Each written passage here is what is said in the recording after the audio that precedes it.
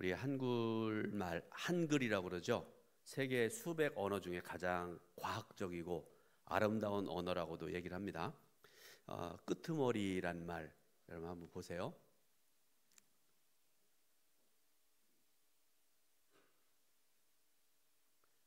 끄트머리, 뜻이 끝과 머리가 합쳐진 말.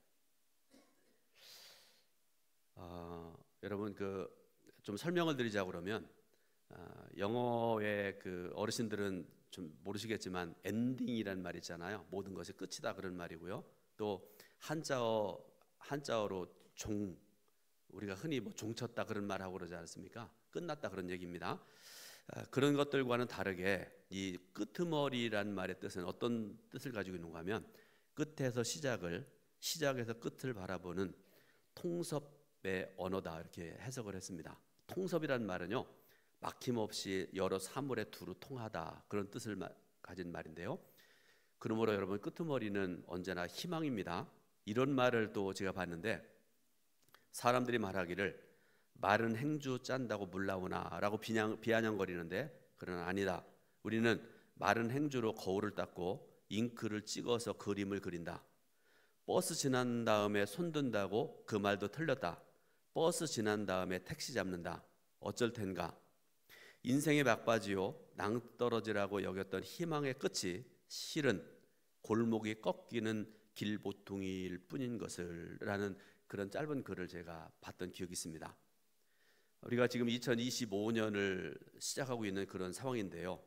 2025년에는 상상도 할 수 없는 일이지만 불과 여러분 20년, 30년 전만 하더라도 이런 일들이 다반사로 일어났던 일이고 그런데요. 장애를 가졌다고 해서 불이익을 받는 경우도 굉장히 많았지 않습니까? 그죠? 제 국민학교 때, 저 때는 국민학교 그렇게 얘기했었는데 제 친구 중에 하나가 소아마비를 갖고 태어난 친구들이 있습니다. 근데 그 아이는 공부가 항상 1등이었습니다. 그런데 다리가 불편하니까 친구들과 어울러서 뛰놀지 못하고 그랬지만 항상 친구 공부는 1등이었습니다. 그런데 이런 일들이 우리 주변에 굉장히 많았었는데요. 장애를 가졌다고 고등고시에서 우수한 성적으로 합격하고도 이분은 판사가 되기 원했었는데요. 판사 임용이 늦어진 법관이 있었습니다. 그는 항상 동기들의 끝만을 따라다녔습니다. 무슨 말씀인가 하면 사법 그때는 고등고시라고 그랬었는데 고등고시에 예를 들어 20기 혹은 30기 이런 거 있지 않습니까? 그러면 그 20기 중에서 예를 들어서 말씀드리면 1차로 승진하는 사람, 2차로 승진하는 사람, 그런데 이분은 항상 마지막으로 승진을 하는 등 마는 등 하다가 간신히 승진하는 그런 삶을 평생을 살았답니다. 또 하나, 우리 한국의 가장 큰 병폐 중에 하나가 서울에 살아야 뭔가 좀 힘을 주는 것 같고 그래도 적어도 경기에는 살아야 된다고 생각하는 것들이 굉장히 많은 것 같은데요. 그래서 공무원도 그렇고 판사도 마찬가지라고 생각을 합니다. 이분이 서울에서 한 번도 근무해 본 적이 없고 경기 지역도 거의 어림없고 먼 지방의 판사로만 맴돌았던 그런 분입니다. 그런데 어느 날 책에서 보니까 그런 말씀을 하고 계세요. 하나님께서 그분에게 이렇게 명령하셨다고 합니다. 3가지 명령을 하셨는데요. 첫 번째로 제자리에 서, 하나님이 그렇게 말씀하셨답니다. 항상 꼴찌로 앞으로 이렇게 나갔었는데 제자리에서 이렇게 말씀하셨고요. 두 번째로 뒤돌아 이렇게 명령을 하셨답니다. 세 번째 명령이 뭔지 아세요? 앞으로 가 라고 하시는 순간에 자신이 1등이 되었다는 것입니다. 꼴찌여서 뒤돌아보니까 1등이 될 수 있었다라는 그런 얘기죠. 그분은 동기들 중에서 가장 먼저 대법관 자리까지 올랐는데 이분이 바로 누군가 하면 김신 전 대법관입니다. 다리에 불편한 분이었고요. 항상 꼴찌였다가 마지막에 대법관에 가장 먼저 올랐던 얼마나 신실한 분인지 모릅니다. 지금은 이제 변호사로 또 열심히 일하고 있는 그런 분이신데요. 제가 이런 말도 들었습니다. 여러분 잘 들어보세요. 짧은 글인데요. 새 출발의 주인은 시간이 아니다. 시간 안에서 살아가는 사람이다. 다시 말씀드립니다. 새 출발의 주인은 시간이 아니다. 시간 안에서 살아가는 사람이다.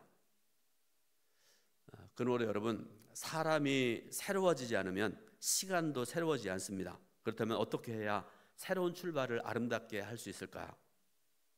사람들은 시간이 바뀌고 해가 가면 이전에 없던 복이 오고 새로운 기회가 올 것이라고 생각들을 합니다. 그런데 과연 그럴까요? 분명히 말씀드리는데 새 사람이 없으면 새로운 시간도 없습니다. 아무리 시간이 바뀌고 날짜가 바뀌어도 시간의 주역인 사람이 바뀌지 않는다 그러면 새로운 시작은 없다라는 그런 말씀입니다. 그런데 보게 되면 좀처럼 바뀌지 않은 것이 사람인 것 같습니다. 정말 그런 것 같습니다. 제가 경험한 바에 의하면 거의 절대로 바뀌지 않는 것이 사람인 것 같습니다. 그래서 대부분의 사람들은 자기가 걸어왔던 길을 그대로 걸어갑니다. 2024년에 걸어왔던 길 2025년에도 그대로 걸어가고 아마도 2026년에도 그런 길을 그대로 걸어갈 것 같습니다. 자기 앞에 죽음이 놓여 있는 것을 보면서도 갈 때까지 가보자는 것이 어리석은 인간들의 모습이라는 그런 말씀입니다. 여러분, 성경에서 이 바뀌다라는 말은 다른 말로 하면 회개라는 말과 같은 말이라고 생각을 합니다. 회개 없는 새로운 출발은 절대로 있을 수 없습니다. 그런 의미에서 야곱의 생애를 본문으로 정하고 새로운 출발이 무엇인가를 살펴보고 이 시간에 함께 은혜 받으려고 그러는데요. 자, 오늘 본문의 말씀을 봅니다. 야복 강가에서 홀로 있던 야곱의 사건을 이해하려고 그러면 먼저 야곱의 전 생애를 우리가 살펴봐야 됩니다. 이 야곱이라는 사람은요, 좋은 말로 하면 집념의 사람, 원하는 바를 반드시 이루고자 하는 사람, 좋은 말로 표현하면 그렇게 표현할 수 있다, 그런 말씀입니다. 그런데 여러분 한번 생각을 해보세요. 자신이 원하는 것은 무엇이든지 수단과 방법을 가리지 않고 빼앗고 차지해 적성이 풀리는 사람, 그런 야곱이 가장 먼저 욕심을 낸 것이 뭔지 아세요? 장자의 자리 차지하는 것입니다. 그래서 드디어 형의 장자의 자리를 빼앗아 버렸습니다. 다음은 아버지의 축복권이었습니다. 그는 축복도 받아냈습니다. 그런데 형에게서 장자권을 빼앗는 것은 일종의 거래였다고 생각을 한다면 거기까지는 이해할 수가 있을 것입니다. 그러나 어머니와 공모해서 아버지를 속이고 축복받는 일만은 그 어떤 명분으로도 변명할 수 없는 그런 일입니다. 창세기는 이 축복의 사건 앞에 에서가 40살이 되면서 헷 족속 부엘의 딸 유딧과 헷 족속 엘론의 딸 비스맛을 아내로 맞았다, 이렇게 말씀하고 계세요. 창세기 26장 34절의 말씀인데요. 그런데 이것이 무엇을 의미하는가 하는 것이 중요한데요. 무엇인가 하면 이것은 에서가 장자권을 상실했음을 암시하는 그런 말씀입니다. 그런데 그럼에도 불구하고 왜 야곱은 권모 술수를 써서 아버지의 축복을 얻어야 했을까? 과연 하나님의 축복과 언약을 귀하게 여겨서 그런 일을 했을 것인가? 아니면 야곱 자신의 욕망 때문일까요? 그런데 결과적으로 이 일의 결과로 야곱은 부모의 곁을 떠나야 됐고요, 타향살이를 시작해야 됐습니다. 이후로 야곱은 자기를 그토록 사랑했던 어머니 리브가를 다시 만나지 못했습니다. 그리고 이 리브가라는 이름도요, 창세기에 다시 나타나지 아니하고 단 한 번 기록된 게 언제인가 하면 창세기 49장 31절 보게 되니까 리브가가 막벨라의 장사되었다라고만 언급되어집니다. 그렇다면 야곱이 어머니를 영영 다시 만나지 못한 것은 우연일까? 우리가 생각을 해봐야 됩니다. 하나님의 섭리 가운데 된 것일까? 아니면 우연 때문일까? 그런데 더 이해가 되지 않는 것이 있습니다. 그것은 아버지를 속이고 축복을 받은 야곱을 하나님께서 인정하시고 다시 축복의 언약을 맺어주셨다는 사실입니다. 하나님께서는 그와 자손들에게 복을 주시겠느라고 약속하시고요, 야곱이 어디로 가든지 함께 하겠노라고 약속을 하세요. 창세기 28장 13절부터 15절 말씀입니다. 그런데 하나님은 자꾸 야곱에게 언약을 다시 해주시고 자꾸 말씀해 주시고 은혜 베푸시고 그런데도 야곱은요, 그 이후로 단 한 번도 하나님의 이름을 부르지 않습니다. 단지 돈과 사랑을 쫓아서 20년의 생활을 보냅니다. 자기의 욕망을 채우려는 고집으로 응어리진 그런 생활을 했습니다. 그는 태어난 그대로 일관되게 자신이 원하는 대로 살아온 그런 사람입니다. 그런 사람을 가리켜 우리가 언약의 사람이라고 부를 수 있을까요? 필요하거나 위험할 때만 하나님을 찾고 그 외에는 자기 욕망을 따라 살아간 야곱은 야복 강가에 이르러서야 자신이 철저히 혼자라는 사실을 깨닫게 돼요. 굉장히 중요한 말씀인데요. 그리고 자신이 죽음에 직면해 있다는 사실을 그는 그제서 깨닫게 됩니다. 그래서 본문 24절 중에 보니까 야곱은 홀로 남았더니 이렇게 말씀하고 계세요. 여러분, 그것은요 야곱이 그동안 살아온 삶의 결론입니다. 여러분 삶은 지금 어떻습니까? 지금이 2025년 1월 19일 주일입니다. 오전 11시 32분에 여러분 삶에 하나님께서 동행하시고 계신가요? 그리고 여러분의 곁에 좋은 친구들, 좋은 동료들이 함께하고 있습니까? 아니면 철저히 혼자 마치 야복강가의 야곱 같은 그런 상황입니까? 근데 중요한 것은요, 이런 상황에서 야곱이 변합니다. 야복강에서 하나님과 씨름한부터 그는 달라집니다. 야곱의 생애는요, 야복강가에서 하나님과 씨름하는 이전의 삶과 이후의 삶이 완전히 달라집니다. 과거의 야곱의 삶은 야복강에서 완전히 죽었습니다. 야복강을 건너면서 그는 이스라엘로 새로 태어난 것입니다. 자, 그러니까 여러분, 변화된 야곱, 이 변화는 2025년을 시작한 우리에게도 적용해야 되는 주제이기도 하고 그렇습니다. 그 야곱이 지금 고향으로 향하고 있습니다.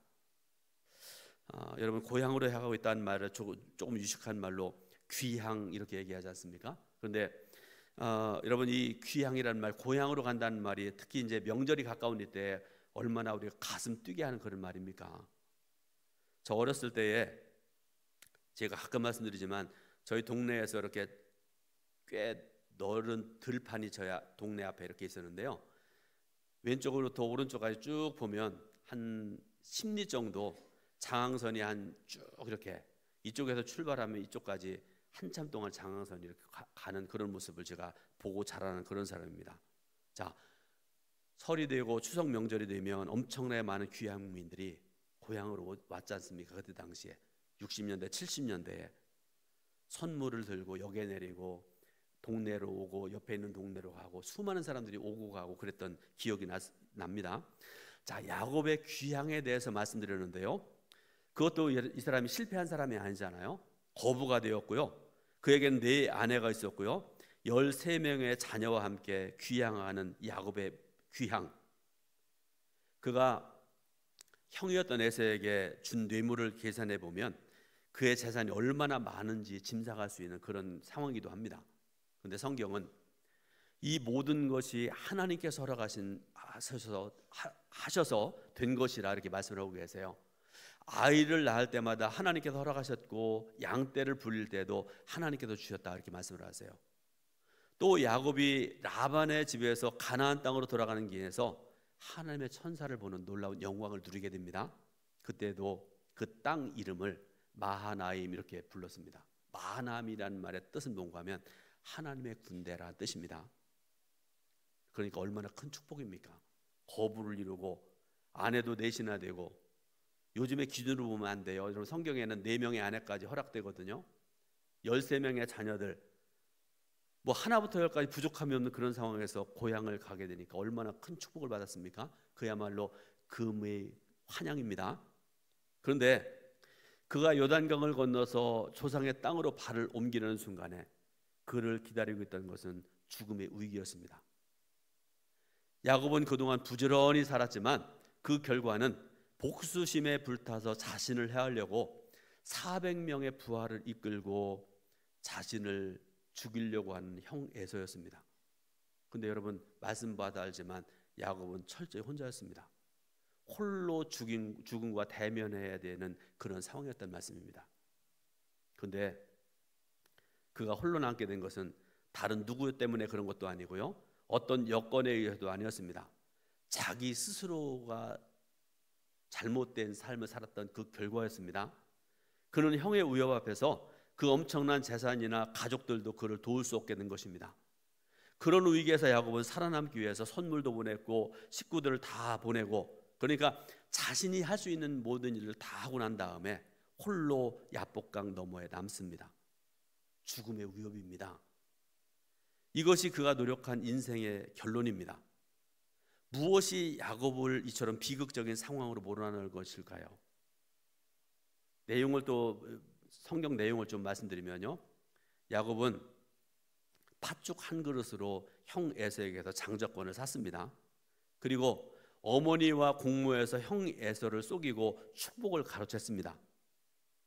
그러고 난 다음에 이 야곱의 삶은 승승장구합니다. 그러니까 여러분, 세상적으로 보면요, 축복받은 삶이라고 할 수 있어요. 세상적인 관점으로 보면 그렇단 말씀입니다.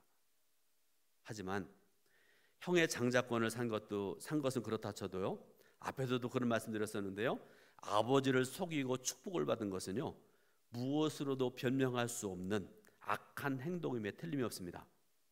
그런데 그럼에도 불구하고 하나님께서는 베들에서 그를 만나 주셨고 그와 약속을 해주세요. 특히 우리는 베들에서 하나님과 야곱이 맺은 언약에 주목할 필요가 있는데요, 창세기 28장 15절의 내용입니다. 같이 말씀을 봉독해 올립니다. 내가 너와 함께 있어 내가 어디로 가든지 너를 지키며 너를 이끌러 이 땅으로 돌아오게 할지라. 내가 내게 허락한 것을 다 이루기까지 너를 떠나지 아니하리라 하신지라. 아멘. 자, 여러분, 하나님의 언약 방법과 야곱의 언약 방법이 다르다는 것을 이 말씀을 통해서 우리가 알게 되는데요, 하나님의 언약의 방법은 일방적인 선언 형식으로 이루어집니다. 거기에 어떤 세부 조항도 첨부할 수 없습니다. 그러나 야곱은요, 하나님께서 말씀하신 계약 내용의 세부 조항을 달고 하나님과 흥정을 합니다. 내용을 보면요, 창세기 28장 20절 21절 말씀에 야곱이 하나님과 흥정하는 그런 말씀이 나옵니다. 같이 봉독해 올립니다.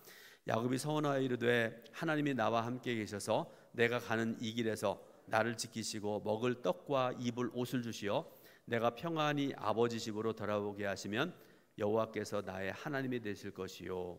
아멘. 여러분, 무엇을 느끼세요? 아까 말씀드렸죠, 하나님께서 하신 내용을 보게 되니까 아무런 군더더기가 없으세요. 내가 너에게 이런 복을 줄 것이다, 내가 너를 이렇게 사랑한다. 근데 야곱을 보세요. 우리가 흔히 하는 말하고 비슷하지 않습니까? 어느 집사님과 어느 권사님과 만나서 어떤 얘기를 할 때 내가 당신에게 내가 이런 거를 주겠습니다. 그러면 그렇게 주시면 나도 이렇게 당신에게 이런 거 주겠습니다. 사람들이 하는 것과 똑같이 야곱은 하나님께 그런 뜻을 하고 있습니다. 그런데 어쨌든 야곱은 축복을 받았고요, 그 축복이 이루어지는 것은 시간 문제였습니다. 그런데 하란으로 떠난 야곱은 계약 없는 사람처럼 살았습니다. 아까 말씀드렸죠, 한 번도 하나님의 이름을 부르거나 하나님께 제단을 쌓은 적이 없습니다. 한 번도 하나님께 물어보고 그 길을 따라간 적도 없습니다. 그리고 무엇보다도 중요한 것은요, 야곱은 하나님과 동행하는 삶을 살지 않았다는 것입니다. 집으로 돌아오는 것도 자기 마음대로 결정하고 행동으로 옮겼습니다. 안전하게 이 땅으로 돌아오게 하겠노라고 약속하신 하나님이신데 하나님께서 그 언약을 이루실 기회조차 드리지 아니하였습니다. 그러므로 야곱은 이름 그대로 협작꾼입니다. 필요할 때만 하나님을 찾고 나머지는 자기 용맹을 위해서 무엇이든지 하며 살았던 사람이 바로 야곱입니다. 그 결과로 자기가 판 함정에 스스로 빠져서 헤어나오지 못하고 있습니다. 아무도 그를 도울 수 없었고요, 야곱 스스로도 이 문제를 해결할 수 없는 그런 상황입니다. 그런데 여러분, 이런 상황에서 이 문제를 풀어갈 수 있는 분은 단 한 분뿐이세요. 하나님뿐이십니다. 그러면 하나님께서 어떻게 이 문제를 풀어가실까? 말씀을 봅니다. 하나님께서는 야곱의 허벅지 뼈를 치셨다 이렇게 말씀을 하세요. 그래서 절름발이가 되게 하셨습니다. 왜 그랬을까요? 24절 말씀 보니까요, 어떤 사람이 날이 새도록 야곱과 씨름하다가 이렇게 말씀을 하세요. 어떤 사람이 누굴까요? 하나님께서 보내신 천사입니다. 그런데 천사가 우연히 그 자리에 있었을까? 아닙니다. 어떤 주석을 보더라도 어떤 성경을 보더라도 아무리 생각을 해봐도 우연히 천사가 거기 계신 게 아닙니다. 하나님께서는 언제나 야곱과 함께 하셨습니다. 그러나 야곱은 자신과 씨름하느라고, 무슨 말씀인가 하면 내가 장자 축복권을 얻어야지, 내 형을 속여가지고 내가 아버지로부터 복을 받고 형으로부터 장자 축복권을 받고 내가 이것도 이루어야지 저것도 이루어야지, 거기에 몰두하느라고 하나님께서 자기와 함께 하셨다는 사실을 그는 깨닫지 못했다라는 그런 말씀입니다. 그는 아까도 말씀드렸죠. 근성의 사람이었습니다. 욕망의 사람입니다. 원하는 것은 어떤 방법을 취하든지 간에 반드시 쟁취해야 되는 사람이 바로 야곱이었습니다. 그러므로 여러분, 그 밤에 천사가 그와 동행하다가 떠날 수가 없습니다. 새벽이 돼도 떠날 수가 없으니까 결국은 그 천사가 어떻게 합니까? 그의 엉덩이 뼈를 쳐서 부러뜨리고 그 이름을 바꿔줍니다. 28절 말씀인데요. 자, 여러분 28절 말씀을 같이 봉독해 올립니다. 그가 이르되 내 이름을 다시는 야곱이라 부를 것이 아니요 이스라엘이라 부를 것이니 이는 내가 하나님과 및 사람들과 겨루어 이겼음이니라. 아멘. 여러분, 여기서 여러분 이 말씀을 통해서 우리가 한 가지만 생각을 하고 한 가지는 잊어버리는 경우들이 많은데요. 말씀 보게 되니까 하나님과 겨루어 이겼다. 이스라엘이라는 이름이 우리가 그렇게만 알고 있는데요.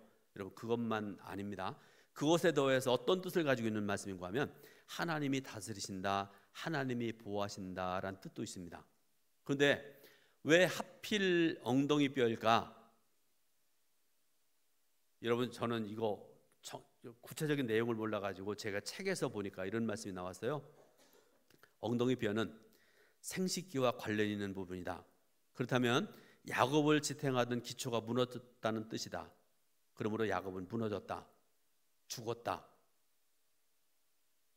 여러분, 협잡군으로 살아왔던 야곱, 권모술수로 평생을 살아왔던 야곱은 죽었습니다. 그리고 이제부터는 하나님께 이끌려 살아갈 수밖에 없는 그런 존재가 되었다, 그런 말씀입니다. 그래서 다리를 절면서 이스라엘이 된 것을 성경은 축복이라 이렇게 말씀을 하세요. 그런데 여러분, 놀라운 일이 벌어졌습니다. 동생인 야곱을 죽이려고 400명을 이끌고 달려오던 에서가 갑자기 변화돼요. 하나님의 역사라고 저는 믿습니다. 그 에서가 씩씩거리고 손에 칼을 들고 달려오다가 야곱의 목을 안고 입을 맞추며 울었다고 성경 그렇게 말씀을 하세요. 왜 그랬을까? 말씀 공동체 대표였던 이연길 목사님께서 이렇게 해석을 해놨습니다. 야곱이 절뚝이며 형 에서를 향해 나아가던 모습을 상상해 보세요. 그 모습에서 형으로서의 무엇을 느꼈을까요? 그 모습을 보면서 에서는 무너졌습니다. 동정심이 분노를 누른 것입니다. 그리고 야곱은 하나님과 싸워야 됐습니다. 그런데 이 두 가지 싸움을 단번에 해결할 수 있는 길이 있는데 그게 뭘까요? 야곱이 아니라 이스라엘로 변했을 때 이 두 가지 문제는 단번에 해결됐습니다. 그리고 이때 아침 해가 떠올랐다 이렇게 말씀을 하세요. 야곱은 하나님께서 주시는 희망인 분이엘을 본 것입니다. 여러분, 분이엘이라는 말의 뜻도 성경에 나와 있지 않습니까? 내가 하나님과 대면하여 보았으나 내 생명이 보존되었다. 왜 그런가 하면 성경에 보니까 하나님을 대면해 본 사람은 반드시 죽는다 말씀하고 계시거든요. 그런데 내가 살아났다 그런 말씀 아니겠습니까? 자신이 무너질 때, 그리고 하나님의 방법으로 살아갈 때 비로소 야곱은 새 아침을 맞이할 수 있었다라는 그런 말씀입니다.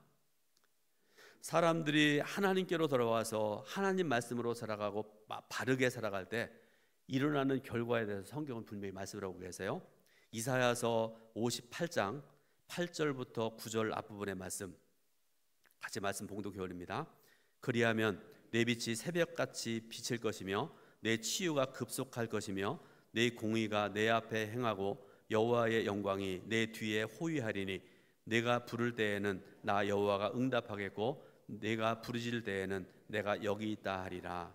아멘. 사랑하는 여러분, 결론적으로 말씀드립니다. 자신이 변하지 않으면 새로운 축복을 만들 수 없습니다. 그러므로 무엇을 변화시켜 나가야지를 먼저 한번 결단해 보시기 바라고 생각해 보시기 바랍니다. 그래서 2025년 한 해가 여러분 일생의 터닝 포인트가 될 수 있기를 주님의 이름으로 축원드립니다. 기도하겠습니다. 하나님 은혜와 사랑을 감사드립니다.